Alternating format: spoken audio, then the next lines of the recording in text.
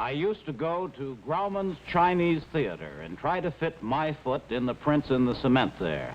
And I'd say, oh, my foot's too big. I guess that's out. I did have a funny feeling later when I finally put my foot down into that wet cement. I sure knew what it really meant to me. Anything's possible, almost. Marilyn Monroe recalled that just a few weeks ago. Everything was possible for Marilyn Monroe, almost. And it was the almost which she fought against all her life and which was her tragedy. The story of Marilyn Monroe is an authentic tragedy. It began in tragedy and ended in tragedy, and in between there was always a tragic contrast between the bright public image and the lonely, frightened, private reality. Why did this happen to Marilyn Monroe? That is the subject of tonight's Eyewitness Report. Your correspondent, Charles Collingwood.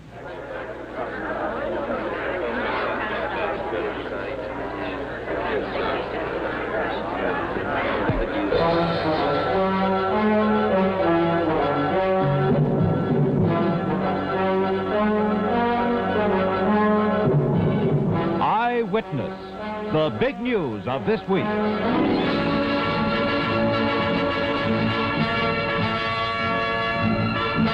Tonight, witness Marilyn Monroe. Why?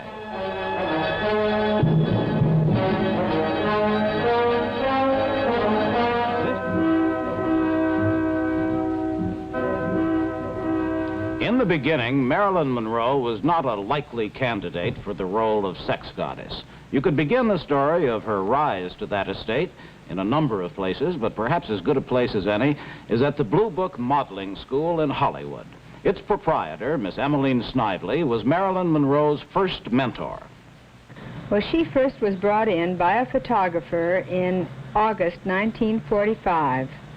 When she was working in a defense plant, she had been in a beauty contest, and this man had shot some test shots of her and thought she might make a good model, and brought the Kodachromes in to show me. And what made you think then that she had the qualities which you would want as a model? Well, she was a clean, shining, pleasant, expressive-faced little girl. We said the girl next door type. And she was wearing a little white dress. You wouldn't necessarily wear this on a photographic job, and it was as clean and white and ironed and shining as she was. But she had a great deal of expression, and she was very surprised, I believe, to be in the Ambassador Hotel where my office was. She looked at the board of covered girls and said, "Oh, those girls are so pretty." But I thought what a wonderful little doll she would be on a cover someday. What did she look like when she first came to you, Miss Snively? Well, when she first came to us, she looked like the girl next door, as I said before, and she was in my casting directory that we get out of all the girls we represent and that go to modeling school. I have a picture here that you might be interested in seeing. She had what I call California blonde hair, which is darker in the winter and lighter in the summer because it's bleached on top. And it was really too curly. When she leaned over, it just stayed in the same coiffure. It didn't fall down as it should. So eventually, I talked her into it, and believe me, I had to talk her into anything that was not just natural and not just Norma Jean Doherty, which was her name then. She had to be talked into lightening it so that she was a blonde in the winter as well as in the summer. And we had it straightened, and I noticed that she kept it that way all the rest of her life. Did she need a lot of coaching? Well, she had really no background. She had only gone through the 10th grade. And so she was so eager for training that she accepted everything we gave her and everything that she could learn, which made us give her more than we would the average girl. She, later, when we worked toward getting her a studio contract, and we were instrumental in getting her to Fox, she signed up for every course they had to offer, which meant dancing, voice, ballet, tap, toe, singing. Whether she was qualified or not, she just went whole hog in for the educational side of it because it had been neglected in her life. People saw something special in Marilyn Monroe even then. But even then, the pattern of her life had been established. The insecurity, the desperate urge to self-improvement, the effort to find in her work the acceptance which life had never given her. We should have known then, Miss Snively says, that anyone who worked that hard was looking for love, not just a job. Marilyn Monroe had to look for love from the day she was born. It didn't come to her, as we shall see after this message. Marilyn Monroe was an illegitimate child. Her father disappeared when her mother announced her pregnancy.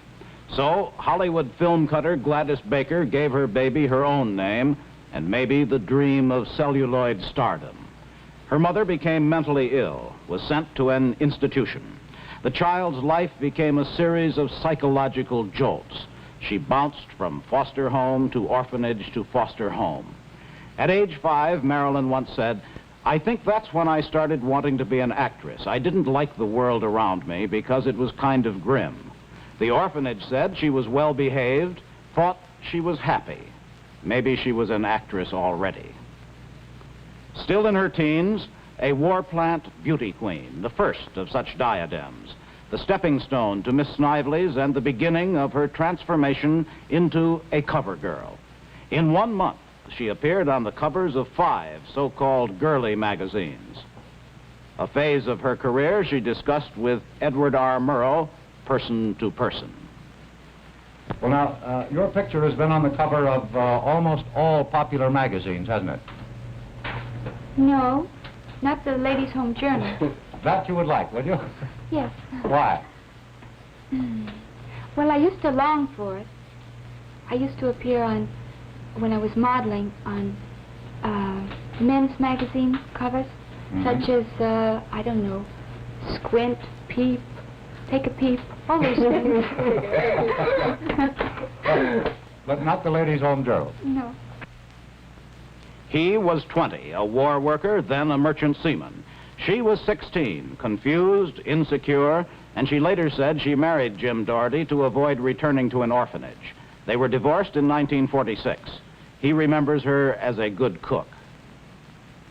Her second marriage was something else again. Joe DiMaggio was a symbol in his own right. True, his was a very different world from hers, but it seemed at the time a perfect marriage, although her career conflicted from the beginning. She interrupted their wedding trip to Japan, leaving DiMaggio in Tokyo to tour the Korean front lines, entertaining the troops. It was something she felt she ought to do, something she wanted to do. She felt a sense of obligation to her public, and these performances in sub-zero temperature were a show of gratitude. But she was already developing pneumonia, and there were signs of marital unhappiness. The marriage ended as it began in the full glare of publicity. Her unhappiness on display, Hollywood style, at a front lawn news conference.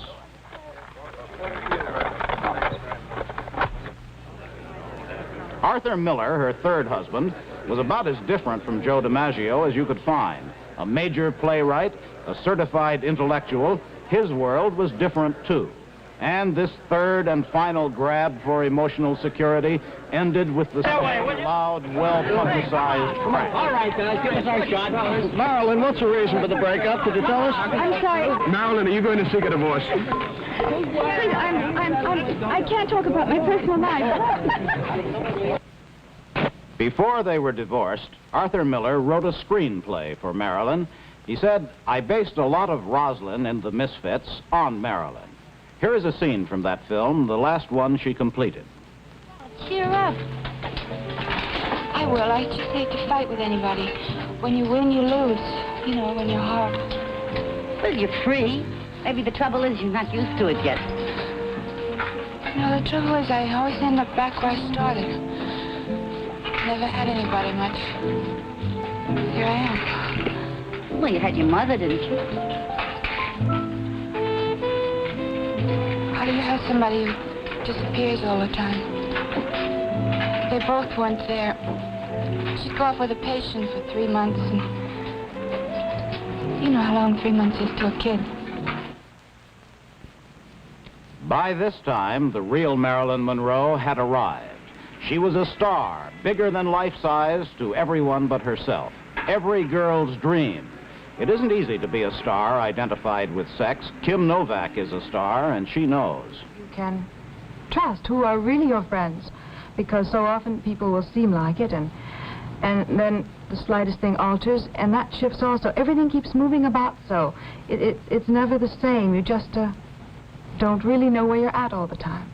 It's because you feel people are treating you as a movie star, a thing, rather than a person. Yes, it was so beautifully put by Marilyn. I had read the article today and was very impressed by it. I remember once the head of publicity at the studio said to me, just remember, never forget that all you are is a piece of meat, you know? It's like in a butcher shop, you know? And it's a pretty awful thing to think about, to think that that's what you are, that you have to look at yourself that way. And the worst part is that you're treated that way. And Marilyn said it so well about the fact that people don't seem to mind saying it right to your face or talking about you in ways in which, you know, it's fine for someone. You like to have criticism, like helpful criticism or anything, but somehow they almost overdo it. It seems sometimes almost deliberate, like as if they think that, well, we don't want to get her to get a swollen head, so we'll just starve her from the heart, everything, you know, not let her have anything, not ever say anything nice, you know. In some deep sense, the public demands unhappiness of its idols. It's part of the price the public extracts for the fame and riches it showers upon them. In Marilyn Monroe's case, unhappiness was not difficult to extract. It was there to begin with. And as her public image grew, she began to withdraw increasingly upon herself and her unhappiness. It grew harder to face the public, to face the cameras even. She began to take lots of pills. She went to a psychoanalyst. She saw friends, of course, but somehow even friends could not mitigate her loneliness, although they tried, according to their different understandings of her trouble. It is perhaps a mark of how little she was understood that her friends are as hard put as anyone else to explain what happened. We will hear about her from some of those who knew her best after this message. Lee Strasberg, her friend and teacher, delivered the eulogy at Marilyn's funeral. Harry Reasoner asked him last night about reports that her life was increasingly tangled. Well, in the first place, there was not as much of a mess as has been made out. I mean, the actual thing that happened at the end is naturally a tragic one. But in the first place, whatever happened to her before goes back a long time, obviously, to early childhood, which created deep disturbances within her and deep emotional problems. Her whole career, obviously, was a series of continuous pressures to which she was subjected, and subjected by the very people that now speak very glibly about the kind of person that she was and how disturbed she was and so on, and forget that often the reactions that she had were caused by the very things that were done to her. Jean Negulesco, director of one of her first smash hit films, How to Marry a Millionaire. What was Marilyn Monroe like to work with? Well, as the director of the first intimate cinemascope picture, How to Marry a Millionaire, we became friends, and we had a problem, a big problem. So we had difficulties in doing this picture, a little more than the usual ordinary picture. And we needed more cooperation from the actors than usually. I found Marilyn Monroe alert, enthusiastic, and especially hunger for being, for knowledge, for being better.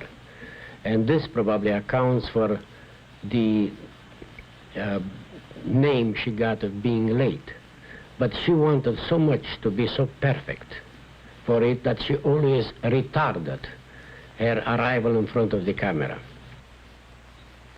The quality Marilyn had is that she never felt that she was ready to face that camera. For that reason, she took 2 hours to fix her lips, or an hour and a half to arrange her hair and change it and so on. But the moment she arrived in the front of the camera, there was this romance, this love affair between her and the lens.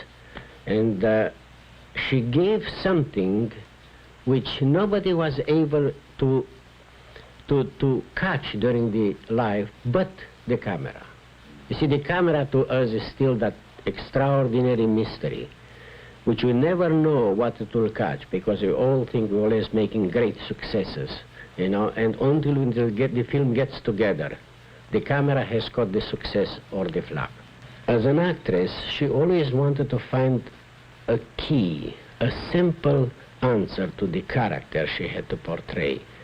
In How to Marry a Millionaire, I made a sketch of her, and I showed her the sketch, and she liked it, but she still was not convinced and find the key. So during the one scene we had, when she was walking around telephoning, and I saw her trying more or less to, let's say, sell the sex of what everybody believes that Marilyn Monroe is and believed in. That was this symbol. I came to her and I said, Marilyn, don't try to sell the sex. You are sex. You are the institution of sex. He says, the only key to this part is that you're blind as a bat without glasses. And her big blue eyes, you know, open, and she says, that's the key. George Cukor, director of Something's Got to Give, the film from which he was fired last June. Robert Shackney asks the questions. Marilyn was an actress who you'd have to produce her more than direct her. She, if you let her have her own head, she did things that were quite original and quite enchanting. Is it true that performers who are unusually good, who stand out, are frequently temperamental? Yes, but so everybody else. You know, the great thing, everybody has doubts and difficulties and fears, but the great thing is if you can overcome it and you can function in spite of them. Did Marilyn? Well, apparently not, poor darling. You see what happened to her. The feeling now is that Hollywood destroyed Marilyn Monroe and her innate creative abilities. Would you, as a man who knows Hollywood, say that there's substance to something like that? Well, I think that's, of course, an awful lot of nonsense, and I think people are jumping in with all kinds of sensational and rather silly statements, from my point of view, and big generalities, I suppose, under the stress of emotion. I don't know why, and I'm surprised that rather intelligent people have said that. I don't know why Hollywood destroyed her. Hollywood, in a sense, created her.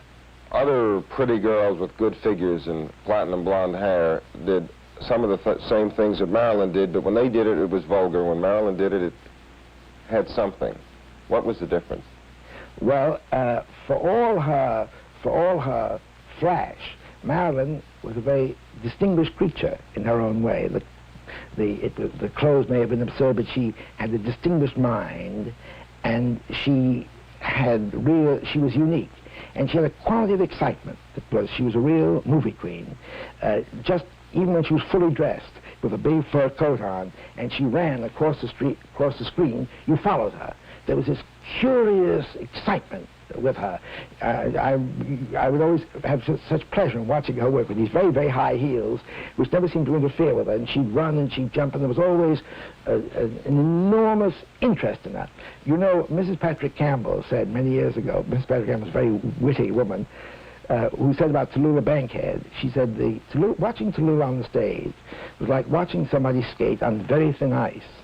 And the secret of her success in England was that the English wanted to be there when she fell through. Well, one always felt that, somehow, about Marilyn. Playwright Clifford Odets, a friend of her third husband, Arthur Miller, also a friend of Marilyn's. What was the burden that Marilyn Monroe carried with her?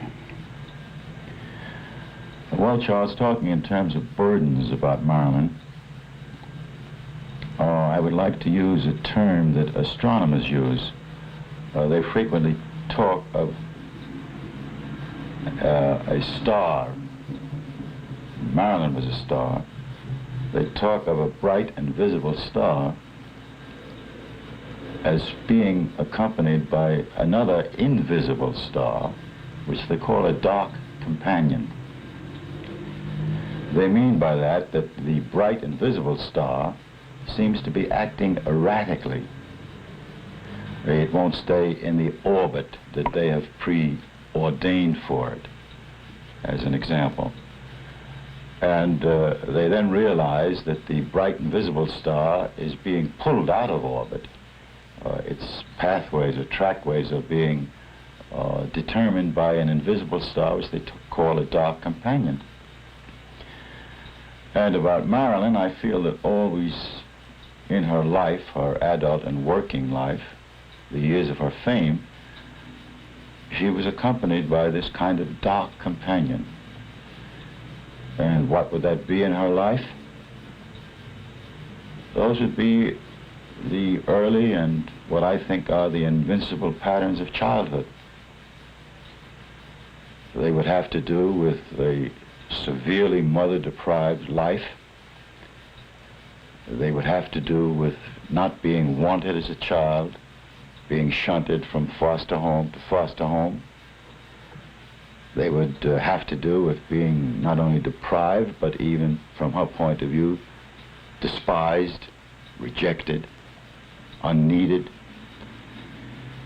So that the total result was a very severe lack of self-esteem on her part. And always, this luminous star traveled with this dark companion. When she was working in front of a camera, there she had to be in full panoply, ready for everything, ready to grapple with any emergency. And it was not her nature. She was too uncertain. She was too shy. She would brave out things. The fact that she was dilatory so often meant that she had an unconscious, deep resistance to standing there and working at the moment. She felt she didn't look her best. She felt she couldn't work her best that hour. And then she would try to dodge the working problem. She lacked what I would say a well-trained circus pony has. She lacked flexibility. She lacked tractability. She lacked cynicism. If she'd been more cynical and just approached the work as not only a craftsman, but just in a kind of easy way, well, I brought myself there, they've photographed my body, now I can go about more important things. If she'd had that kind of cynicism, she might have been happier, but that was not her nature. Her nature was sensitive, intuitive, idealistic. Clifford, how will Marilyn Monroe be remembered? She has been a legend in her lifetime. This is obvious. It need not even be said. But I think that now that she's gone, she will become an even greater legend. I feel it in the air everywhere I go. People were very shocked about her death. But there's a feeling that the legend is spreading, that she will be more vivid, fresher and greener in death than she was in life. I'll be back with more on this legend of Marilyn Monroe in a moment after this message. Marilyn Monroe is not, of course, the first Hollywood star whose problems were greater than her strength to bear them. But there is something that sets her apart in death as there was something that set her apart in life, some quality of universality to which people instinctively respond. The things that struck her down were things against which we all fight. Maybe we sensed this all along, and maybe that was the secret of her extraordinary appeal. Life had conspired against her from the start, and its subtlest conspiracy was that when it seemed, as it must have seemed to her, that she had won, it was the sign that she had lost. The Los Angeles Medical Examiner said today her death is still unexplained, but there was always something about her that was unexplained. Her story is the stuff of legend, and like all legends, it lends itself to be interpreted as you wish to interpret it. She was, as Clifford Odets said, one of those accompanied all her life by a dark companion. It drew her to destruction. This is Charles Collingwood. Good night.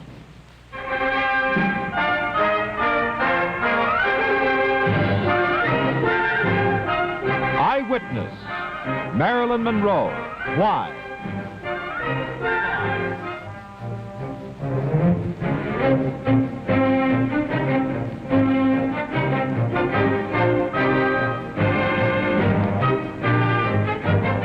The excerpt from the motion picture The Misfits, released through United Artists. Origination from Television City, Hollywood. Next Friday and every Friday at this same time for the drama of big events, keep an eye on Eyewitness. This program, pre-recorded, is produced by CBS News, which has sole responsibility for the news judgments, the contents, and the editing. This is John Harlan speaking.